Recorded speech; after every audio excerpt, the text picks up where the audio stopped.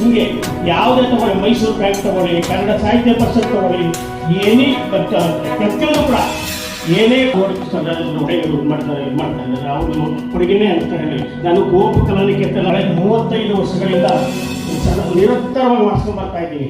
ಅದರಲ್ಲೂ ಕೂಡ 69 ದೇಶಗಳಲ್ಲಿ ಕುವೆಂಪು ಕಲಾ ಉತ್ಸವ ವಿಶ್ವ ಕನ್ನಡ ಸಮ್ಮೇಳನ ಮಾಡಿದ್ದೀನಿ. ಆ ಥರ ಮಾಡ್ಕೊಂಡು ಬರ್ತಾ ಪ್ರತಿಯೊಂದು ಕೂಡ ರವೀಂದ್ರ ಕಲಾಕ್ಷೇತ್ರದಲ್ಲೇ ವರ್ಷದಲ್ಲಿ 3-4 ಕಾರ್ಯಕ್ರಮ ಮಾಡ್ತಾ ಇದ್ದೆ.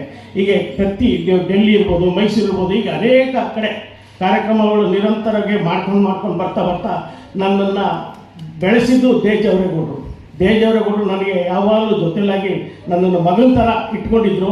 ಎಲ್ಲೇ ಹೋಗಲಿ ಒಂದು ವಾರದಲ್ಲಿ ನನ್ನ ಅವ್ರ ಜೊತೆ ಮಾತಾಡಲಿಲ್ಲ ಅಂದರೆ, ಅವ್ರ ಜೊತೆ ಓಡಾಡಲಿಲ್ಲ ಅಂದರೆ ಅವತ್ತು ಹಿಂದಿನ ದಿನವೇ ಫೋನ್ ಮಾಡಿ ನನ್ನ ಕರ್ಸ್ಕೊಳ್ಳೋರು. ಆ ಥರ ನನ್ನನ್ನು ಬೆಳೆಸಿ ಇವತ್ತು ನಾನಾಗಿ ನಾನು ಕುವೆಂಪು ಪ್ರಕಾಶ ಅಂತ ಇಟ್ಕೊಳ್ಳಿಲ್ಲ.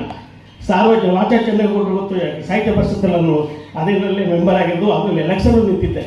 ನನಗೆ ಸಾರ್ವಜನಿಕವಾಗಿ ಕುವೆಂಪು ಪ್ರಕಾಶ ಅಂತ ಬಂತು. ಯಾಕೆ ಅಂತಂತಂದರೆ ಎಕ್ಸ್ಪೈಟೆಡ್ ಹೆಸರು ಹೇಳಬೇಕು ಅಂತ ಹೇಳ್ತೀನಿ. ಶ್ರೀ ಬಾಲಗಂಗಾ ಸಮಿತಿ ಮೇಲ್ಸೇತುವೆ ಪ್ರಪೋಸಲ್ ಕಳಿಸಿದೆ ನಮ್ಮ ಸಂಸ್ಥೆ ವತಿಯಿಂದ.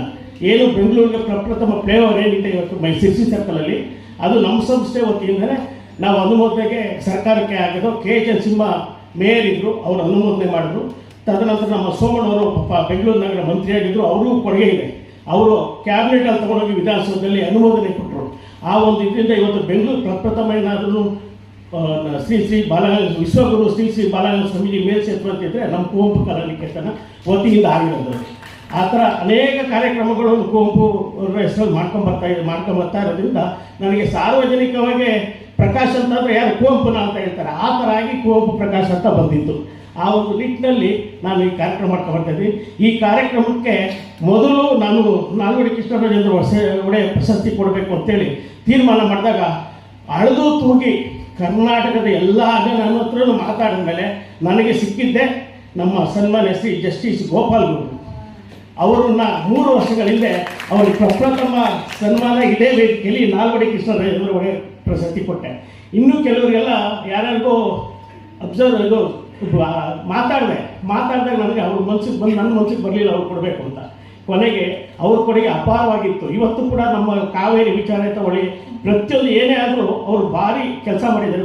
ಜಸ್ಟಿಸ್ ನಮ್ಮ ಗೋಪಾಲ್ ಗೌಡರು ಅವ್ರ ಕೊಡುಗೆ ಭಾರಿ ಇದೆ. ಆ ಒಂದು ಫಸ್ಟ್ ಪ್ರಪ್ರಥಮ ಪ್ರಶಸ್ತಿ ಅವರು ಕೊಟ್ಟರು.